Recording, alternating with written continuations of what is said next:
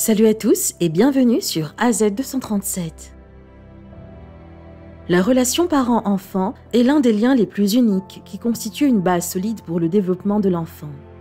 Cette relation affecte en effet le développement physique, mental et émotionnel de l'enfant. On dit que le bijou le plus précieux que vous aurez jamais autour du cou sont les bras de vos enfants. Les parents sacrifient tout afin d'améliorer la vie de leurs enfants pour qu'ils puissent atteindre leurs objectifs et vivre une meilleure vie qu'eux. Le pire cauchemar de nombreux parents est que leur enfant tombe malade ou subisse un accident. Et lorsque cela se produit, ils sont prêts à tout pour la guérison de leurs enfants. Aujourd'hui, nous allons vous raconter l'histoire étonnante et émouvante d'une petite fille active à qui les médecins avaient diagnostiqué une mort cérébrale et qui 4 ans plus tard se réveilla et choqua tout le monde. Regardons son histoire. Mais avant de commencer, j'aimerais vous rappeler qu'après avoir regardé cette vidéo, vous pouvez faire un tour sur notre chaîne pour découvrir de nombreuses histoires à la fois incroyables, intéressantes et émouvantes. Et n'oubliez pas de vous abonner à la chaîne et d'activer la cloche de notification si vous êtes nouveau parmi nous. Victoria était la seule fille née dans la famille de triplés d'Arléane. Ses parents l'ont eu, elle et 2 garçons, et ils étaient une famille heureuse. Ils sont nés et ont grandi à Exeter, dans le New Hampshire. Victoria était une enfant active et en bonne santé, très douée pour l'athlétisme et la danse. Ses mentors la félicitaient pour son travail acharné et son entraînement dès sa plus tendre enfance. Elle jouait toujours avec ses frères et passait une vie heureuse avec sa famille. Un jour, elle eut une forte douleur à l'estomac et ses parents pensèrent que c'était juste un mal de ventre normal chez les enfants et lui donnèrent des médicaments. La douleur ne se calma pas, mais son estomac et son dos lui firent davantage mal, si bien qu'ils durent l'emmener à l'hôpital où on lui diagnostiqua une appendicite. On lui enleva l'appendice et quelques jours plus tard, elle put rentrer chez elle. La douleur s'était un peu atténuée grâce à la prise d'analgésiques puissants, mais ce n'était pas fini.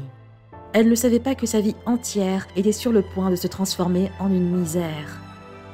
Quelques jours plus tard, ses jambes commencèrent à lui faire mal et à lâcher, ce qui l'engourdissait sans cesse. Elle ne pouvait pas marcher facilement et devait être aidée par quelqu'un pour se déplacer. En 2 semaines, elle perdit sa capacité de marcher. On l'emmenait régulièrement à l'hôpital pour des analyses sanguines et des tests, mais sa maladie ne fut pas détectée au début. Au bout de quelques jours, ses mains commencèrent à pendre et elle perdait le contrôle de ses bras, au point où elle ne pouvait même pas manger et boire seule. Ce changement dans son corps dévasta toute sa famille, y compris elle-même. Les jours passèrent et elle avait toujours les jambes et les bras engourdis. Le pire de sa maladie apparut lorsqu'elle commença à se sentir mal à l'aise en avalant de la nourriture. Elle commença également à manquer de mots lorsqu'elle parlait et finit par ne plus pouvoir parler ou répondre à quoi que ce soit. Elle était dans un état de coma et ne savait pas ce qui se passait. Sa famille était dévastée de voir leur cher petit enfant allongé sur un lit d'hôpital sans aucun mouvement ni contact. Elle fut diagnostiquée d'une maladie rare appelée myélite transverse contractée et encéphalomyélite aiguë disséminée, qui était une cause peu fréquente de paralysie aiguë chez les enfants, affectant la motricité des membres. Elle fut diagnostiquée comme étant dans le coma. On dit à sa famille que sa guérison était extrêmement improbable et qu'il ne devait pas avoir beaucoup d'espoir d'une quelconque rémission. Sa famille était meurtrie face à son état, mais ils ne laissaient pas leurs espoirs s'évanouir si vite. Ils la ramenèrent donc à la maison et lui aménagèrent une chambre d'hôpital séparée et équipée. Elle était nourrie à la sonde car elle ne pouvait pas avaler d'aliments solides. Ses parents et ses frères pensaient qu'ils ne l'entendraient et ne la reverraient plus jamais car elle était dans le coma. Au bout de 2 ans, elle reprit connaissance et elle pouvait voir et entendre les membres de sa famille. Sa vision n'était pas très claire, mais elle pouvait identifier les choses et les gens autour d'elle. Étonnamment, elle n'avait pas subi de lésion cérébrale, mais était restée dans un état végétatif, où elle savait tout ce qui se passait autour d'elle, mais ne pouvait pas réagir avec ses sens. Elle avait même entendu les médecins lui dire qu'elle ne se réveillerait jamais, ce qui l'avait rendue si triste, et l'avait incitée à faire tout son possible pour se rétablir. Elle n'eut pas la chance de pouvoir dire son état aux autres. Elle voyait et entendait ce que les gens autour d'elle disaient. Elle entendait sa mère pleurer près d'elle, et ses frères lui dire ce qu'ils faisaient quotidiennement. Il lui parlait aussi de ce qui se passait dans le monde, des progrès de la technologie, etc., même s'il pensait qu'elle ne pouvait rien entendre. Mais Victoria pouvait vraiment tout entendre. Toutes ces petites discussions l'inspiraient beaucoup et elle commença à se battre avec elle-même pour s'améliorer. En 2010, elle fit ses premiers pas vers la guérison en établissant un contact visuel direct avec sa mère. Elle voyait clairement tout ce qui l'entourait et identifiait tous les membres de sa famille. Après presque 4 ans, elle commença à faire des mouvements avec son corps. Petit à petit, elle commença à sortir de son état végétatif. D'abord, elle bougea lentement ses doigts et quelques jours plus tard, elle pouvait agiter sa main chaque fois que quelqu'un qu'elle connaissait venait dans sa chambre. Lentement, elle marmonnait des mots dans sa bouche et essayait de parler. Elle fit finalement des progrès en parlant après avoir articulé lentement chaque mot. Elle pouvait répondre à n'importe quoi et commençait également à manger des aliments qu'elle aimait. Elle réapprit rapidement à manger, à boire et à parler toute seule, sans aucune aide. Elle mangea un steak pour la première fois en 4 ans et tint un smartphone dans sa main pour la première fois de sa vie. Il est intéressant de noter qu'à l'époque où son état avait été diagnostiqué, les smartphones n'existaient pas. Lorsque les téléphones intelligents devinrent populaires, son frère s'en procura un et lui montra comment l'utiliser alors qu'elle était encore dans le coma. La famille fut surprise de la voir utiliser le smartphone comme une habituée après son rétablissement. C'est alors qu'elle révéla qu'elle se souvenait des indications que son frère lui avait données lorsqu'elle était dans le coma. Malgré les progrès qu'elle réalisait, les médecins l'avaient prévenue qu'elle ne pourrait pas retrouver une vie normale comme au début. Mais sa famille et elle ne les crurent pas, ils essayèrent plutôt de faire en sorte que leurs avis soient vains. Bien qu'elle faisait d'énormes progrès, elle ne pouvait toujours pas bouger ses jambes. Selon les médecins, le gonflement du cerveau et de la colonne vertébrale avait endommagé de façon permanente la partie inférieure de son corps, la rendant paralysée pour toute sa vie. Ils rencontrèrent plusieurs médecins et tous disaient la même chose, obligeant Victoria à s'adapter à une nouvelle vie dans un fauteuil roulant.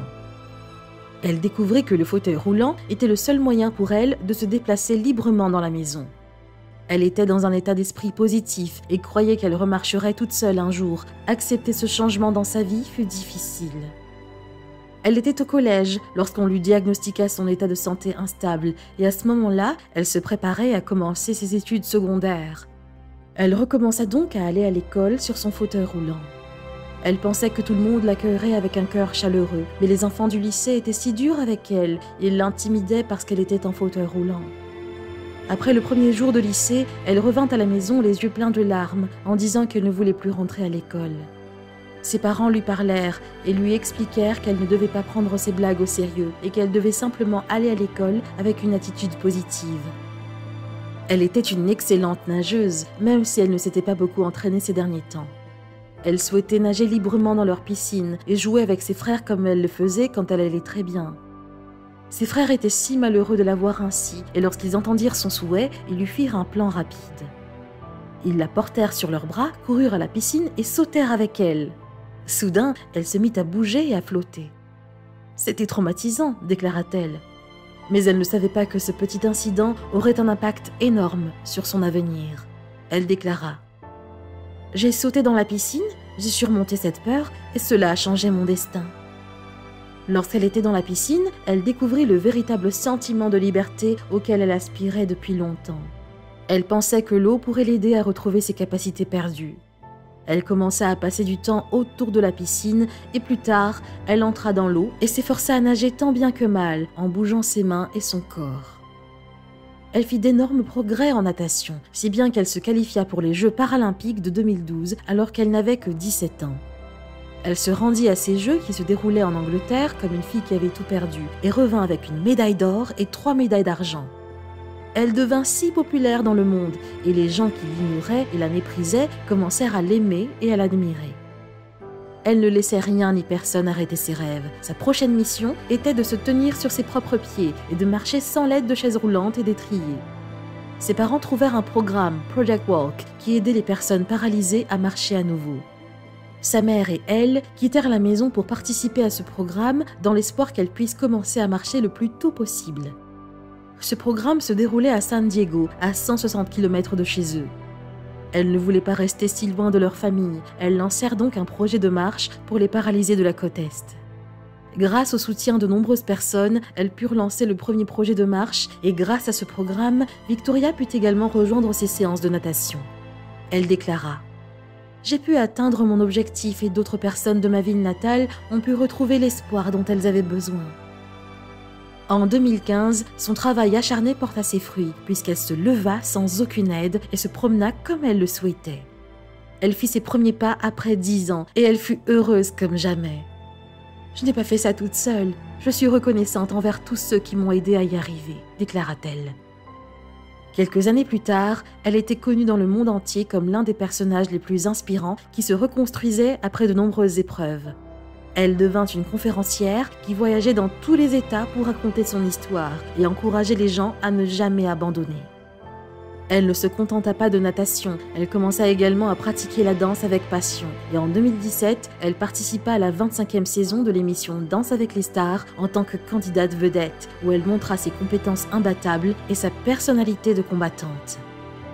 En fin de compte, ce que nous pouvons apprendre de la vie de Victoria, c'est que peu importe ce que la vie nous réserve, nous devons apprendre à surmonter toutes les difficultés et retrouver notre attitude positive. Nous ne devons pas perdre espoir jusqu'à notre dernier souffle. Quelle est votre opinion au sujet de cette histoire? Dites-le nous dans les commentaires. Si vous avez aimé cette vidéo, alors cliquez sur le bouton j'aime et partagez-la autour de vous. À très bientôt sur AZ237.